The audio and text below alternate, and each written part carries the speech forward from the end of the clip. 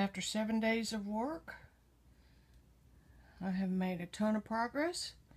I still haven't organized underneath that table, but there is room under there, and that blue bin is full of tissue papers and stuff like that that can be put somewhere else. This entire cabinet has been organized, and those are the bookcases I had before that were in the floor. Those are going to be fixed where the openings turn to the outside. And this is just messy because I was using it for the acrylic paintings that I'm doing. The pastel station and the paper underneath it are still good.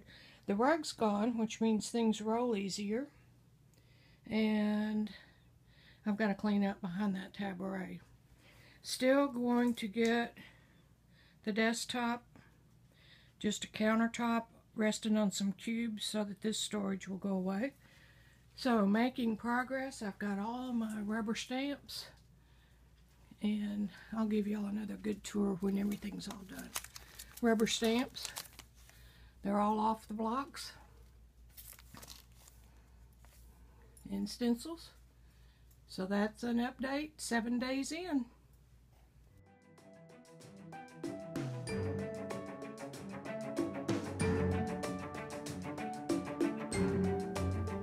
Alright, crafty friends.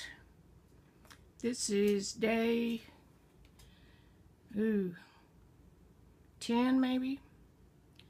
On the big studio remodel we started a week ago Saturday.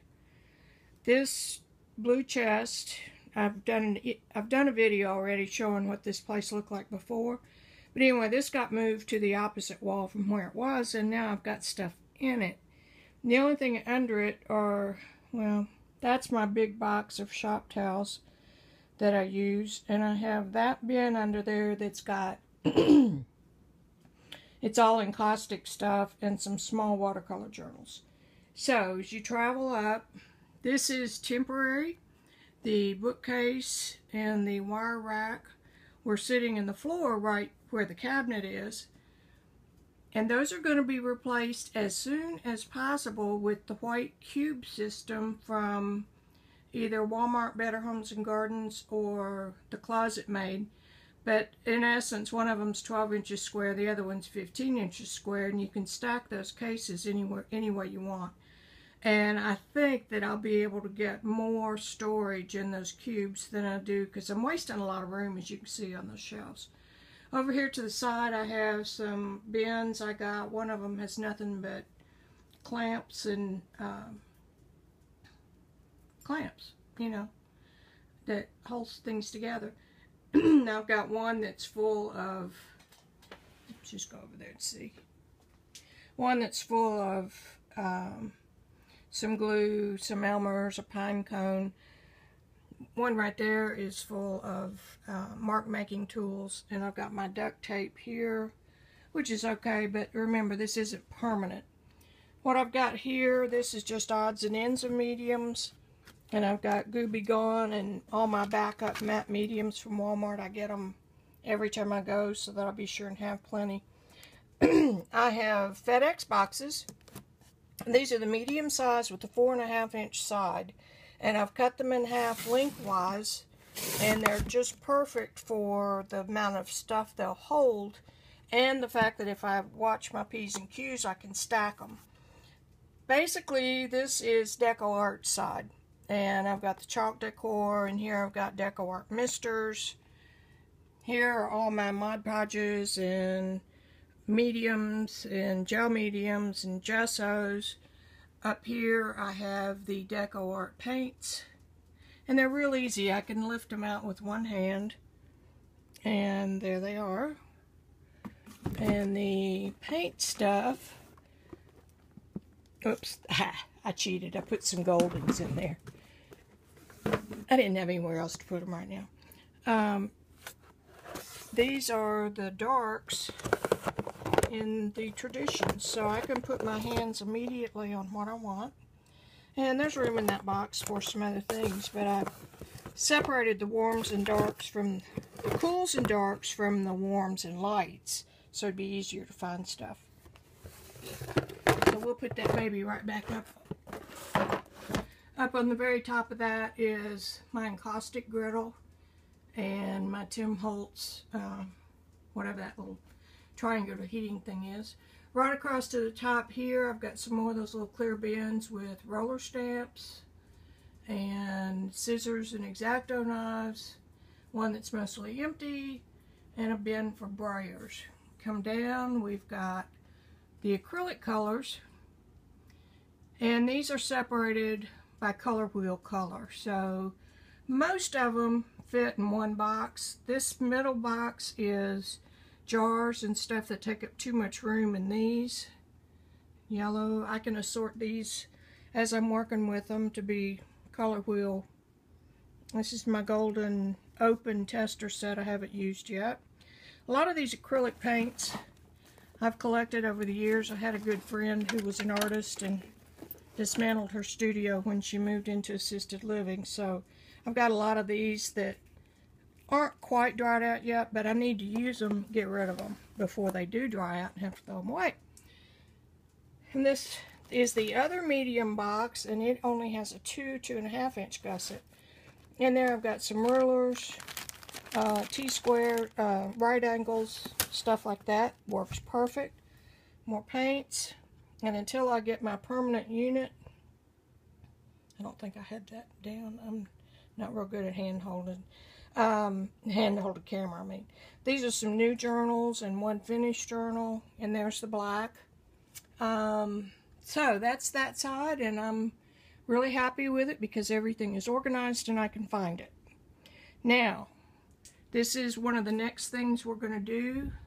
These two shoe bins are open on the ends. So hubby's going to adapt that rack up there so that those can hang the other way right here, and I can see what's in them. Here's the view from the pastel station. And I have an office chair in this cubby. And there's the door coming into the office. Studio, sorry. Behind the door is a rack where I have watercolors that have been started, and the paper's good enough to save, so I put it there. Some paintings in the floor that I want to hang on that wall. And there's my Sam's IKEA cart knockoff. And that's where I sit for mixed media. So I have cleared some major floor space. This stuff down here can't be dealt with until we get the permanent shelving. Underneath my table over there is on wheels, and I have a bin full of papers and my scrap papers. Now, here we are at my big David Sorg easel, and I'm sitting down, and this thing touches the ceiling. And it's great if you're in a place that has a high ceiling, but I worked really hard to pay for this with art sales, and typically I use it for pastels, but right now I'm using it for a class I'm taking with Flora Bally called Bloom True. And this, like I said, this is usually where I do pastels. I cleaned it up just for today.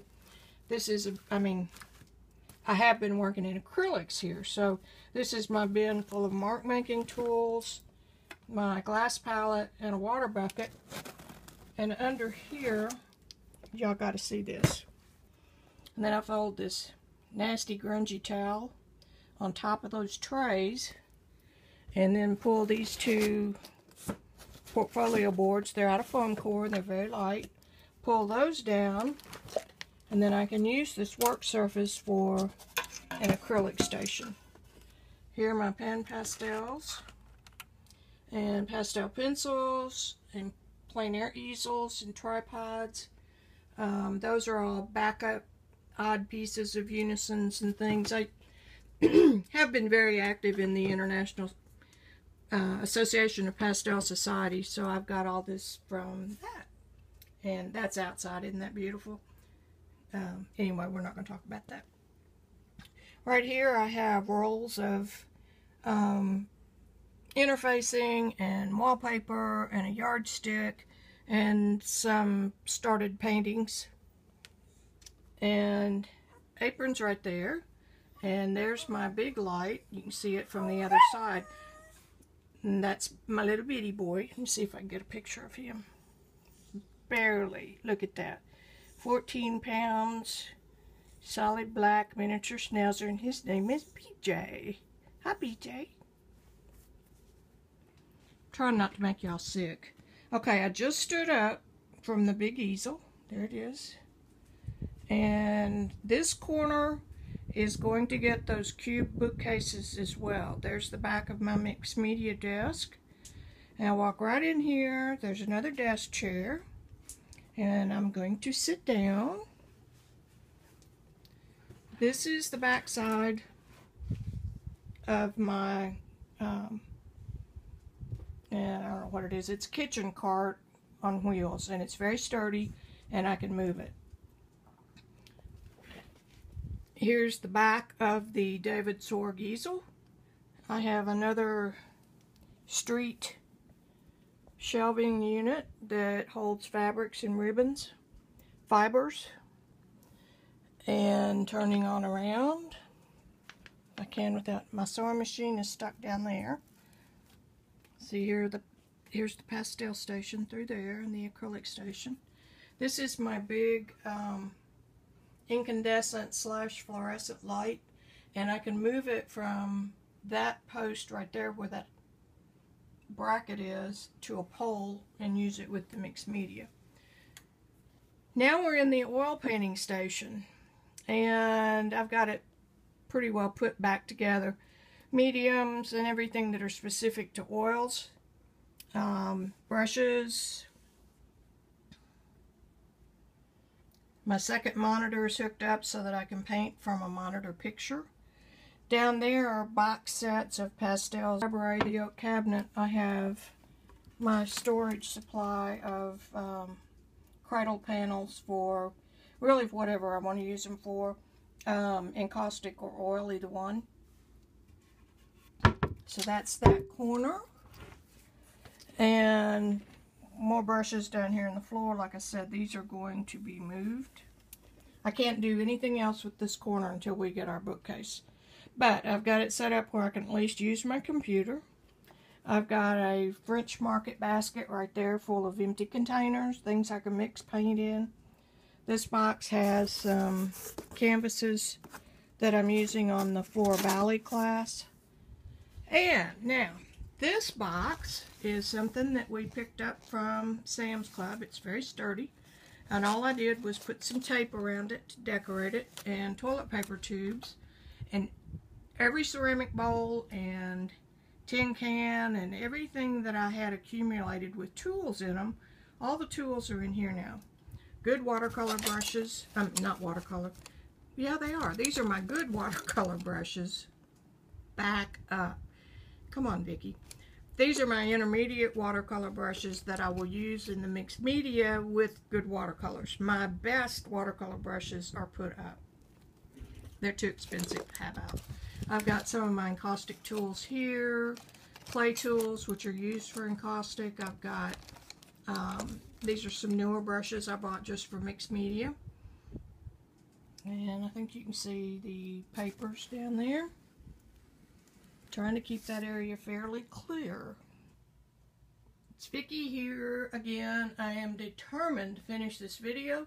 I've done this one 3 times because my iPhone either ran out of memory or I did the video too long. But if you'll remember, there's the computer station where we left off. Travel up here to the top of this industrial wire rack, and I have boxes of pastel sets. That's what's in the bottom, and on the top of there I have finished paintings. I quit framing when I quit doing competitions because I didn't need any more plein air box prizes or ribbons or anything like that. In the middle are some decorative papers on rolls and some brown paper packaging I salvaged from Mr. Art and American Science and Surplus Company. And in the box is a lot of small still life stuff, which may or may not get moved. That's the top row. Second row, I have my camera, my video camera, attached to that shelf. In this bowl, look at that, a dried dragonfly. It's been here for probably 2 years. But it's excellent for resource. I can't believe that it hasn't gone bye-bye with all the moves and stuff. Here are my letter stencils that I cut on my Cricut decorative letters. I've got some of my medium-sized stencils here. And some bitty ones there. Here's my music. Randy's idea of a joke. A little mini painting from my friend Erica. Isn't that pretty? I love it. Picture of my baby girl Sarah when she was in 8th grade. And here are more stencils. More stencils. Here are rubber stamps. I decided to put them, take these sleeves out of the little scrapbook they were in, put one of my hanging tags on them. And all of my stamps are unmounted, and cling stamps are in here. It's going to be a whole lot easier to find things. So that's that shelf. Behind there I have some art DVDs and things that I don't get to. So they're fine right where they are. And a little cow angel. And that's the second row. Third row. Now this is where I sit, so this is arm level. Here are alcohol inks, and I've got a water pen filled with alcohol medium, whatever that stuff is. In this little bin, I have some miscellaneous notepads and stuff. That drawer has some foils, brushos,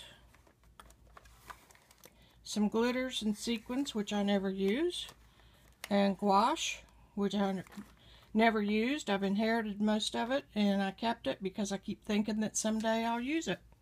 Have odds and ends over here. Here's a witching ball. Theory goes that the glass on the inside catches evil spirits before they get to you.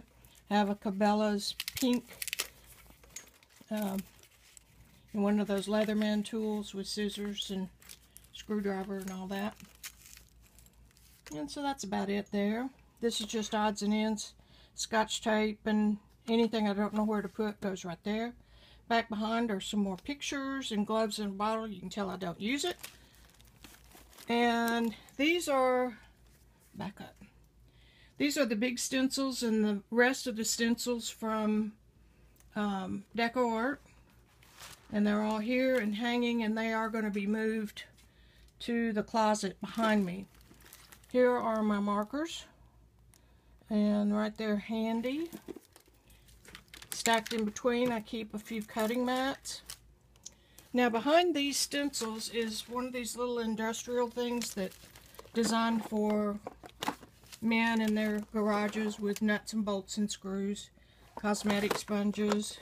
These are just little things. That looks like some eraser shields and Tim Holtz bottle tops. Glue sticks, oil pastels. They may get moved too with the regular crayons. Shiva paint sticks. And here I have a lot of ribbons from when I used to paint real stuff. And a trouble light back there that's used when you need extra light for painting on a still life. And that's the third one. Alright, fourth row. I have a shelving unit that I took from the other side of the room and refilled. It's got daubers and Tim Holtz tools. Daubers and Tim Holtz tools. There you go. A compass.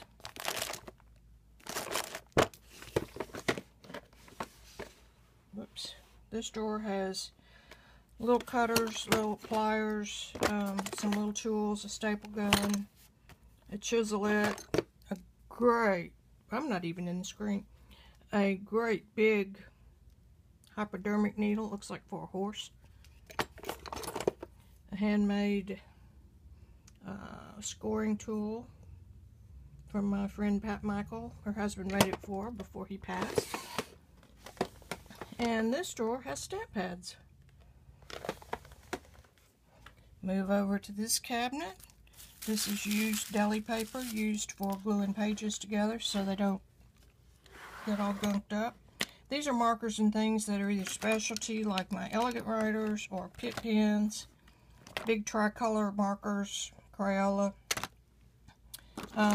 Things that don't fit nicely in there, some Crink odds and ends. And this drawer has regular wax crayons, metallic rub, and precious metals. Those will eventually move over with the deco art stuff. Regular crayons, heat gun, pattern makers.